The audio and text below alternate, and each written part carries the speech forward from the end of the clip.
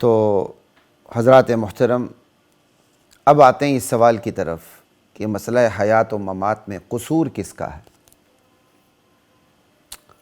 تو دو ٹوک بات کرنے لگا ہوں. قصور اساتذہ کا ہے، طلبہ کا نہیں ہے. قصور علماء کا ہے، عوام کا نہیں ہے. جنہوں نے اپنے طلبہ کو متعصب بنا دیا، کنویں کا مینڈک بنا دیا، اپنے ذاتی فہم کا غلام بنا دیا، اپنی عوام کو کنفیوز کر دیا، دیگر علماء سے متنفر کر دیا. کوئی بھی ٹولہ ہو، میں کسی ایک ٹولے کی بات نہیں کر رہا. غیر ضروری مسائل میں شدت اختیار کر کے بدترین علمی بدعت، بدترین خیانت میں مبتلا ہوا ہے.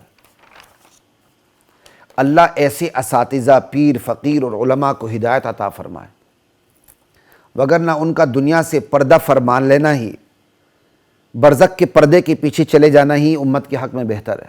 برزخ کا پردہ چلو اضافت بیانی سمجھ لیں آپ اس کو. امت پر، امت کے متفق علیہ نظریات و عقائد پر دشمنان توحید کا حملہ ہے، دشمنان ختم نبوت کا حملہ ہے، دشمنان صحابہ کا حملہ ہے، دشمنان اہل علم و عمل کا بھرپور حملہ ہے، اور حملے پہ حملے ہیں. اور ہم ایک دوسرے پر فتوے بازی کر کے ان حملوں کو مزید کارگر بنائے جا رہے ہیں. یہی وجہ ہے کہ باشعور اور باعمل علماء اس بدترین علمی خیانت اور بدعت کے مرتکب نہیں ہوتے ہیں، اور خود کو ترجیحات کی دنیا تک محدود رکھتے ہیں، بس تغلیطات میں نہیں پڑھتے. فقہ کی سطر سطر میں اختلاف پڑھنے پڑھانے والا عالم اگر خدا خوفی رکھے تو وہ اس بدترین علمی خیانت اور بدعت کا کبھی مرتکب نہ ہو، وہ کبھی ارتکاب نہ کرے.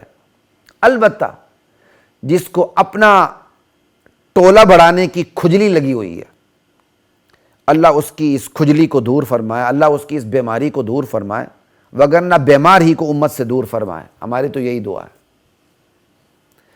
میرے والد رحمہ اللہ تعالی دورہ تفسیر پڑھاتے ہوئے اختلافی مسائل پر بحث کے لیے ایک الگ وقت مقرر کرتے تھے. مسئلہ حیات و ممات پر بھی بات کرتے تھے. مسئلہ حیات و ممات میں جانبین کے ٹھوس دلائل سامنے رکھتے تھے، ایویں شیویں نہیں، بس جو ٹھوس دلائل ہیں انہی کو کافی سمجھتے تھے. مسئلہ حیات و ممات میں جانبین کے دلائل سامنے رکھتے تھے، پھر کہتے تھے میرے نزدیک یہ دلائل قابل ترجیح ہیں، زیادہ قابل ترجیح ہیں، اور تمہیں جو راجے نظر آئے تم اس کو اپنا لو. زور نہیں دیتے تھے. ایک مرتبہ مجھے فرمانے لگے، آج تک مجھے یاد ہے، کہ میں نے اپنی بساط کے مطابق، استطاعت کے مطابق تم لوگوں کو علم دین سے آراستہ کر دیا. خود بھی اپنی نگاہ رکھو، صرف والد نے یہ کہا تھا، یہ کیا تھا، اس پر عمل کرو گے تو روز قیامت میں اس کی ذمہ داری قبول کرنے کے لیے تیار نہیں ہوں گا. میں نے تمہیں علم دین دیا، اپنی عقل استعمال کرو. سوال یہ ہے، آج کتنے اساتذہ ہیں جن میں یہ جرت ہے اس قسم کی غیر جانبدار تربیت کی، کہ خود استاد اور والد بھی محض استاد اور والد ہونے کی وجہ سے فروعی مسائل میں قابل ترجیح نہ رہے. نہیں، میرے استاد نے کہہ دیا، ہمیں بڑا اعتماد ہے. یہ کوئی دلیل نہیں ہے. آپ کو بڑا اعتماد ہے تو کیا امام محمد اور امام ابو یوسف اور امام ظفر کو امام ابو حنیفہ پر اعتماد نہیں تھا؟ کیوں اختلاف کیا؟ اولئک آبائی فجئنی بمثلہم اذا جمعتنا یا جریر المجامع. لا الہ الا اللہ واللہ اکبر.